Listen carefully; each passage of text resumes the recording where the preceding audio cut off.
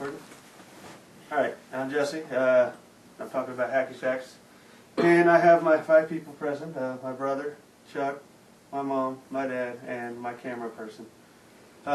Anyway, foot bags, they're actually called foot bags. Hacky sack is what they're commonly known as, but they're a product. Hacky sack's a brand name, kind of like Q-tip. You know, it's actually a cotton swab, but people just refer to it as Q-tips. Well, these are actually foot bags. They have different types of foot bags, from crocheted to just your regular ones. They're filled with plastic pellets, sand. They have even birdshot. Some are made flame retardant. They actually set them on fire and kick them around.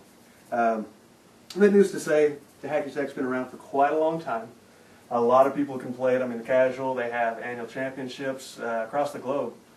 And I'm going to have my brother, he's going to help me out a little bit. But basically, like I said, they're different weights. They anywhere from 20 to 60 grams. Kind of, determine exactly how you want to play. Some are better for just, social activities. Some are better for competitions, freestyle. The actual, I think one of the actual world records right now, a guy plays 7.5 hours, has a little over 69,000 consecutive hits without a drop.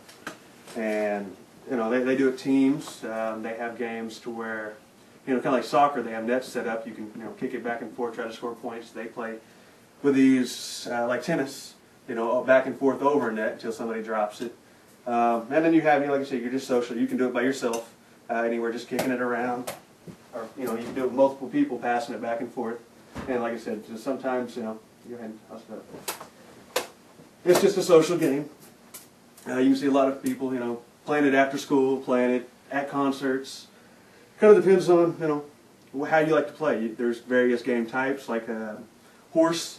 It's essentially like the game, horse with basketball. You determine a move, and then somebody has to repeat that move. If they miss it, then they get a point. And then, you can vary it up, do different types of moves, and they have to repeat that. And like I said, as soon as he drops it, he's an H. And, the game goes on. Until you have a winner or loser. You can play anywhere from 2 people to 10 people.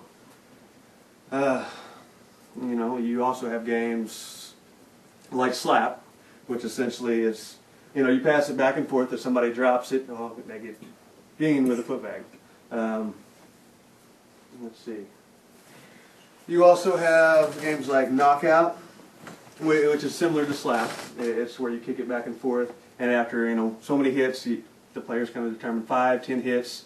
Whoever gets that 5th hit, you can grab it and you throw it at people. If you hit them, they're out. If they catch it, they're out.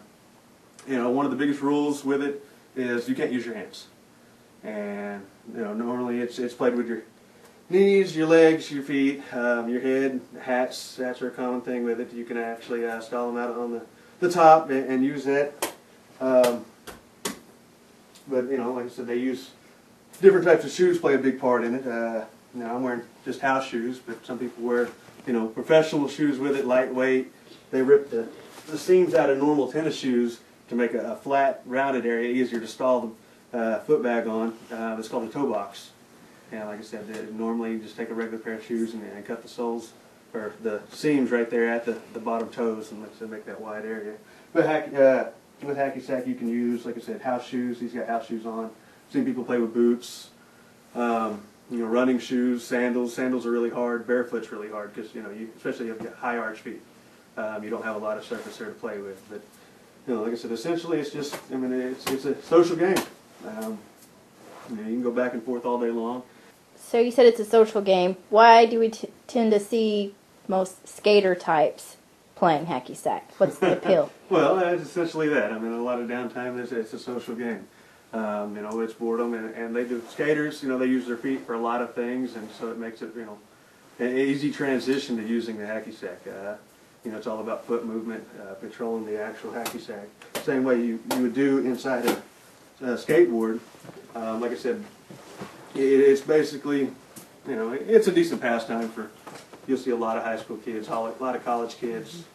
You actually even have 70, 80-year-old people that do it, albeit not that much, but it keeps people limber, and regardless, it does keep you in shape in the sense it gets your cardio up, your blood pumping. So it does have some, I guess, health benefits from it.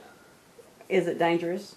It can be. I've played with people who tore their ACLs, hyperextended their knees, who broke ankles. You know, I've seen people playing it on surfaces they shouldn't be playing it at, and basically eat the concrete. But yeah, it can be dangerous. But, What's the best place to play it at? well, I mean, it kind of depends on what you have available. That's what it seems to be a lot of times. One of the best playing surfaces that a lot of people tend to do is a grassy area, especially one that's well worn.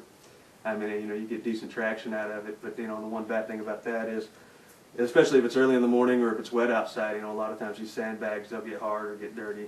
But they also make aluminum rings or titanium rings. Like I said, they'll use birdshot fillings and stuff like that. Doesn't corrode in the rain as easily as one of the sandbags or the crochet bags.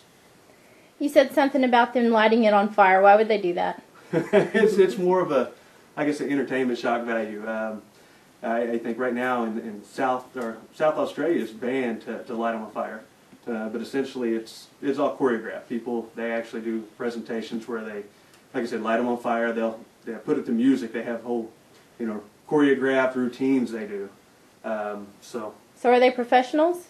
not always. I mean, you should be. I guess if you're dealing with fire like that, and one misstep, you catch it in your hair or whatnot. But yeah, most of them, I'm sure, probably are professionals doing it with fire. If you were going to suggest a way to start learning, what would you do?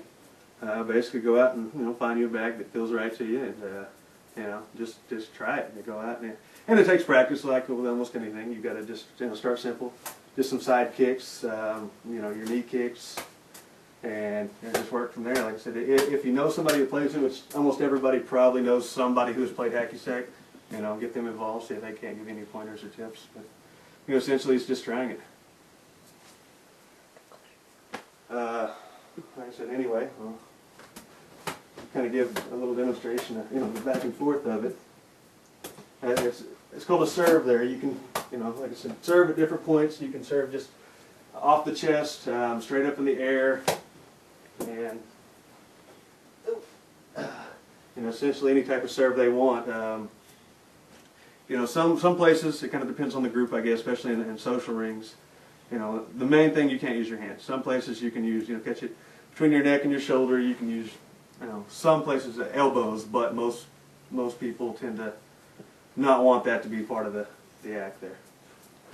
But like I said, essentially, if you want to play hacky sack, just like I said earlier, go out and try it and practice with it. But it does make a fun little evening if you have time to spare.